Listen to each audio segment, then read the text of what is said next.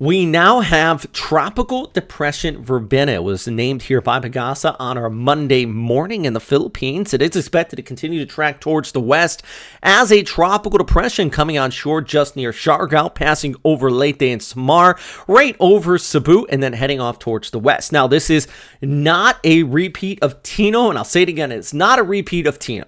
This doesn't have the time to get its act together, but it is going to be a big rainmaker. So you see the signal force warnings, those are in place, but I can't stress enough, it's not about the center line with the storm. It's about the overall convection and that interaction with the northeast monsoon that's going to continue to bring heavy rainfall. We have class suspensions in place all across these areas. That's good. Also, ferries have also been suspended. So there is that prep in place. And not to mention, there's a lot of people still in shelters following the impacts from Tino and the devastating flooding it took place here, especially on Cebu Island.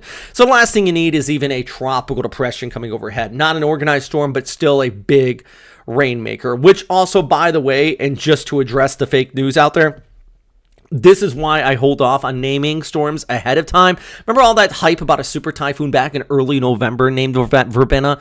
That is not this storm. This is totally different. We've been tracking this here at Westpac Weather for a few days now, saying that this was probably going to become a tropical depression just before making landfall in Mindanao and eastern Visayas here on Monday into Tuesday the 23rd to the 24th. You can look back at our updates from 4 or 5 days ago. We were talking about this.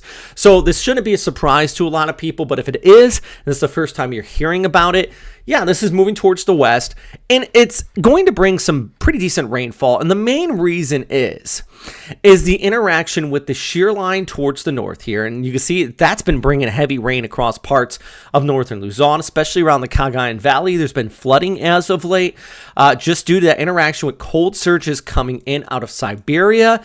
And then it smacks into that warm tropical air dominating much of the Philippines all the way out here towards Vietnam. And then on top of that, you get a tropical low pushing on through, or depression now, and that interaction increases that onshore flow with scattered showers across parts of eastern areas of Samar, Leyte, Cebu, over towards Rojas, even back towards north, and especially towards north across parts of northeastern Luzon, Cagayan, and Isabela. Could see spots of upwards of 100 to 200 additional millimeters of total precipitation. And then eventually this does continue to track towards the west, and it could increase rain showers for the east coast of Vietnam, where they do not need any more rain. You think we're still recovering from the impacts from Tino in the Philippines? Well, they have been continuing to see severe flooding impacting our friends out across eastern Vietnam. Deadly flooding, in fact. So the last thing they need is another tropical system pushing through, and this entire area for that matter. But here's a look at the satellite imagery. I can see that convection the last few hours really flaring up here. Here's another look at the broader picture of that convection. I wonder why all these circles are on here. That's kind of interesting. But that broader convection moving off towards the west, right over the Philippines here. Now we take a look at our guidance. And yeah, it's not, like I said, the low-level center where we have the signal force warnings, of course, some gusty conditions inside those localized cells. But look at the overall interaction with the monsoonal flow. So places like Isabela, Aurora, the Cagayan, all the way down towards the Bicol region, you're also seeing that onshore flow with scattered showers as we go ahead through our day on Monday and over towards Tuesday. And then even on Tuesday, parts of Palawan, especially northern Palawan, over towards all around the Sulu Sea for that matter, gusty conditions, gust upwards of 50 to 60 kilometers per hour. This may even intensify to a tropical storm just off the west coast of Palawan and then continue to track towards the west, pulling in that moisture behind it and still setting up that shear line just like that, extending back towards northern areas of Luzon before this approaches southern areas of Vietnam. So basically here on our Monday and Tuesday is going to be the worst of the weather across the Philippines before this moves further towards the west. And another look here at our futurecast with the ECMWF model. You can see on Monday it passes right over Cebu. So Cebu, you're looking at some messy weather throughout the day here on Monday. Tuesday, still some lingering showers, but increasing for Palawan. And then you see the shear line interaction stretching all the way back towards the north, just like that. You see it? That's going to continue to kick up heavy showers for northern areas of Luzon. And even over towards Manila on Wednesday, you could be looking at some pretty decent thunderstorms. And it's that shear line that I worry about for like tornadic or severe storms, because then you're getting cold air introduced into it, and that creates that widespread instability here. So that's going to be one of the big issues. Here's a look at the rainfall outlook once again.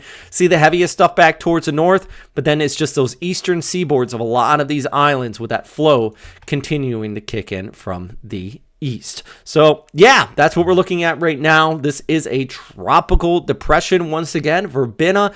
I can't stress enough, a lot of people, there's two sides of this fake news story that I just want to address real quick, since this is our first update with this name storm. One is people overhyping it and saying, like, oh, the big storm's coming, like a super typhoon back in early November, and we kept on having to address that and saying, no, that's not going to happen.